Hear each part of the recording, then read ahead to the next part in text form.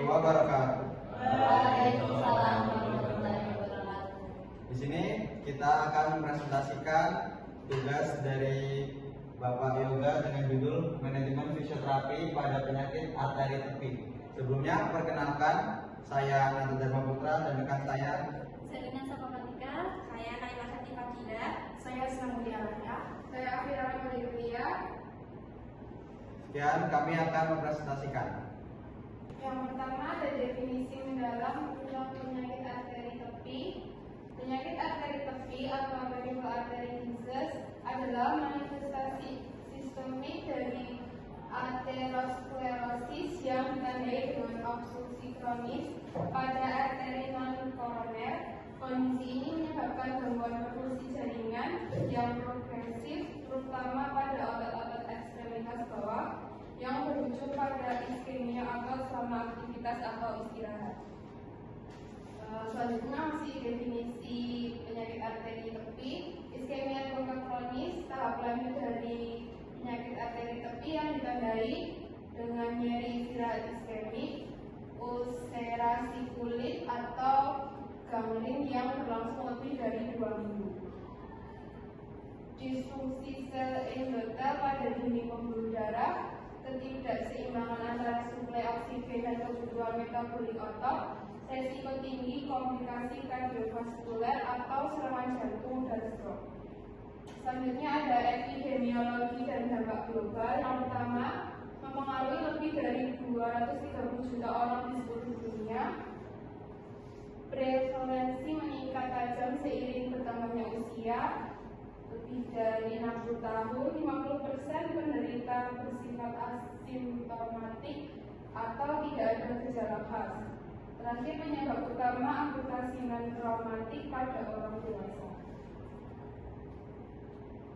Selanjutnya ada faktor resiko. Yang pertama, gaya hidup, contohnya merokok. Resiko 4 kali lipat kurang aktivitas fisik, diet tinggi lemak. Yang kedua, penyakit penyerta, contohnya diabetes mellitus, hipertensi, hiperkolesterolemia. Yang terakhir biologis, usia lanjut lebih dari 65 tahun, riwayat keluarga, dan jenis kelamin. Oke, selanjutnya adalah patologi aterosklerosis. Yang pertama itu ada kerusakan endotel akibat stres oksidatif. Yang kedua ada akumulasi LDL atau kolesterol jahat di lapisan intima. Yang ketiga ada respon imun atau makrofag membentuk sel busa. Yang keempat ada pembentukan plak fibrosis yang mempersempit lumen arteri. Yang kelima ada gangguan aliran darah laminar menjadi turbulen. Selanjutnya ada claudication intermittent. Itu gejala paling spesifik dari PAT ditandai dengan nyeri otot, kram atau rasa berat pada kaki saat berjalan. Yang kedua ada nyeri menghilang segera setelah istirahat kurang lebih 2-5 menit. Yang ketiga, lokasi nyeri mencerminkan lokasi stenosis, yaitu cutis di arteri femoralis. Untuk catatan klinisnya, penderita IC memiliki resiko 3-6 kali lipat lebih tinggi mengalami kematian akibat penyakit kardiovaskuler dalam 5-10 tahun. Selanjutnya ada critical life threatening ischemia. Itu chest pain, itu nyeri terus menerus saat istirahat, memburuk di malam hari saat kaki terapar. Lalu ada luka iskemik, itu luka pada kaki atau jari yang tidak kunjung sembuh, itu kurang lebih 2 minggu. Lalu ada gangrene, itu kematian jaringan akibat kekurangan darah total. Selanjutnya ada klasifikasi Fontaine. Itu ada stadium 1-5. Di stadium 1 itu tuh ada asimptomatik, itu tuh tidak ada gejala subjektif meski ada stenosis. Di stadium 2A itu claudikasi ringan, jarak berjalan bebas nyeri itu sekitar 200 meter.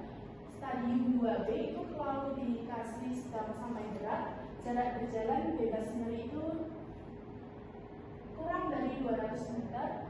Stadium 3 itu nyeri istirahat, jadi saat kaki tidak digunakan atau istirahat. Stadium 5 itu ulkus atau gangren, kerusakan jaringan nyata pada tulang. Kemudian ada klasifikasi Rutherford.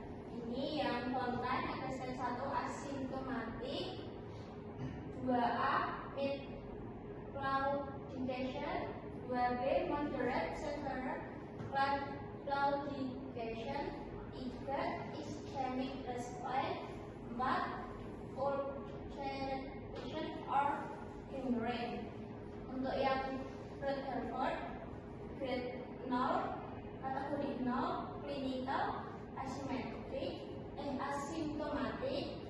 grade 1, kategori 1 itu mild claudication, grade 1, kategori 2, moderate claudication, grade 1, kategori 3, severe claudication, grade 2, kategori 4, clinical ischemic response, grade 3, kategori 5, mirror tissue loss, grade 4, kategori 6, ulceration or gangrene.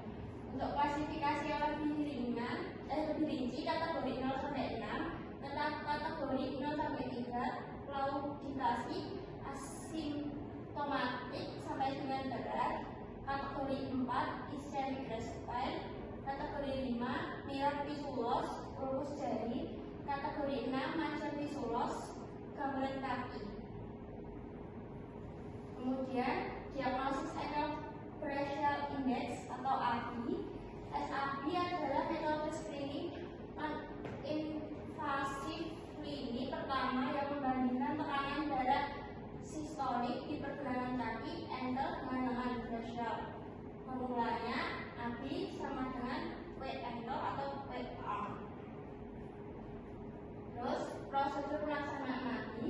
Persiapan, pasien berbaring terlentang supinasi selama 10 sampai 20 menit di ruang yang tenang. Ukur TD sistolik pada kedua lengan, gunakan nilai tertinggi. Pergelangan kaki, gunakan Doppler untuk menemukan pulsasi A, dorsalis pedis atau A tibialis posterior. Tekanan, pompa handset hingga aliran berhenti, lalu hembuskan perlahan hingga suara Doppler terdengar sistolik. Interpretasi hasil AFI 1.0 sampai 1.40 itu normal atau sehat, 0,91 sampai 0,99 itu borderline atau batas normal, 0,71 sampai 0,90 itu PAD ringan atau mild, PAD 0,71 sampai 0,70 itu PAD sedang atau moderate,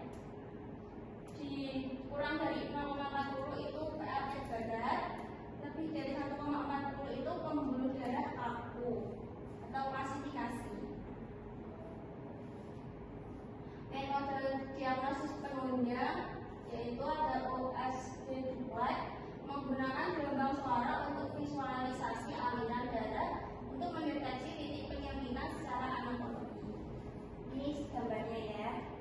Untuk selanjutnya itu peran fisioterapi rehabilitasi vaskuler. Namanya supervised exercise therapy (SET). Itu intervensi lini pertama level 1A untuk pasien dengan kualifikasi intermittent. Yang pertama itu dilakukan di bawah pengawasan fisioterapi. Kedua, tujuan meningkatkan jarak berjalan bebas dari, dan ketiga itu seringkali lebih efektif daripada obat-obatan atau operasi bypass untuk dalam badan. Yang pertama itu ada mekanisme 1, angiogenesis dan kolateral. Itu natural bypass, latihan intensitas tinggi menciptakan stres mekanik yang merangsang pembentukan pembuluh darah baru, angiogenesis, dan penyebaran pembuluh darah yang sudah ada, arteriogenesis. Yang pertama itu ada peningkatan faktor pertumbuhan endotel. Terus ada peningkatan shear stress yang merangsang pembukaan pembuluh kolateral. Ada aliran darah melintasi area sumbatan melalui jalur alternatif. Kemudian yang mekanisme kedua itu adaptasi metabolik, ada oocyte, latihan meningkatkan ketersediaan NO untuk vasodilatasi arteri. Terus ada mitokondria, meningkatkan efisiensi otot dalam menggunakan oksigen yang terbatas. Kemudian ada inflamasi, menurunkan kadar C-reaktif protein CRP dan peradangan pembuluh darah. Selanjutnya ada protokol latihan jalan intermiter. Langkah-langkahnya jalan hingga skala nyeri 3, yaitu nyerinya kuat. Habis itu yang kedua istirahat sejenak hingga nyerinya hilang total. Ulangi siklus hingga durasi tercapai. Kunci keberhasilannya yaitu stimulus nyeri istemik tapi aman adalah pemicu utamanya adaptasi biologis pembuluh darah. Selanjutnya ada parameter FIDT untuk PKT, itu frekuensinya 3 sampai 5 sesi per minggu, intensitasnya hingga skala nyeri 3 atau 4. Untuk time atau waktunya mulai dari 15 menit, progres hingga 50 menit ya. Untuk tipenya aktivitas utamanya berjalan yaitu aktif. Selanjutnya ada intervensi tambahan, yaitu latihan beban resisten menggunakan penguatan otot betis dan paha, bisa squat, itu membantu meningkatkan kekuatan berjalan. Yang kedua ada latihan fleksibilitas, yaitu peregangan statis pada otot kaki untuk mencegah kekakuan sendi akibat penurunan aktivitas. Selanjutnya ada fisioterapi pasca operasi vaskuler. Fase pertama yaitu mobilisasi dini di tempat tidur, latihan pernafasan dan duduk tegak. Yang fase kedua berjalan jarak pendek dengan bantuan medikasi perawatan luka. Nah ini buat yang fase kedua ini bisa dibantu oleh fisioterapi, tujuannya mencegah DBT dan mempercepat kemandirian fungsional.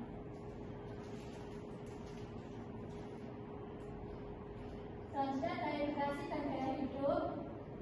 Ada hijau kaki, periksa kaki setiap hari untuk adanya luka kecil yang berisiko infeksi. Jadi setiap hari itu diadakan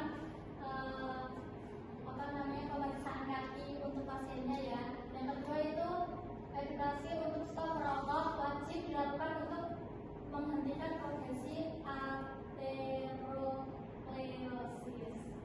Yang ketiga kepatuhan obat, yaitu kombinasi latihan fisik dengan obat antiplatelet dan statin. Dari sini ada yang mau ditanyakan?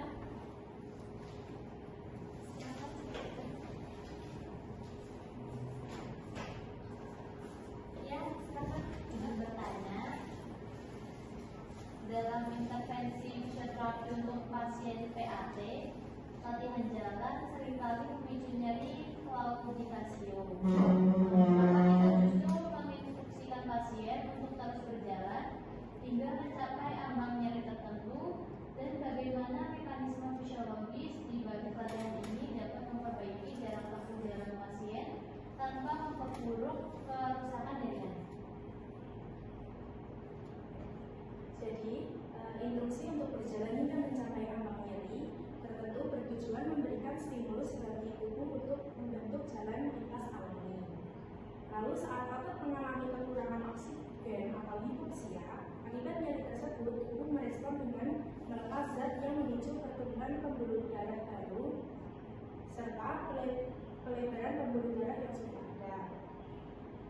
Selain itu, latihan rutin membuat otot kaki lebih efisien dalam menggunakan oksigen dan merangsang pelepasan nitrik oksida yang membantu pembuluh darah lebih lentur dan melebar.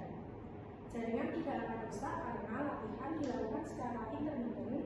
Pasien wajib segera beristirahat total setiap kali mencapai ambang nyeri hingga nyerinya hilang sebelum mulai berjalan kembali.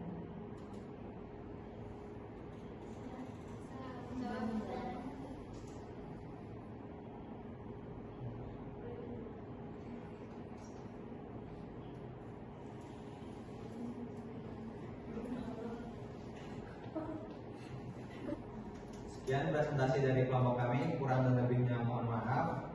Kami akhiri. Wassalamualaikum warahmatullahi wabarakatuh.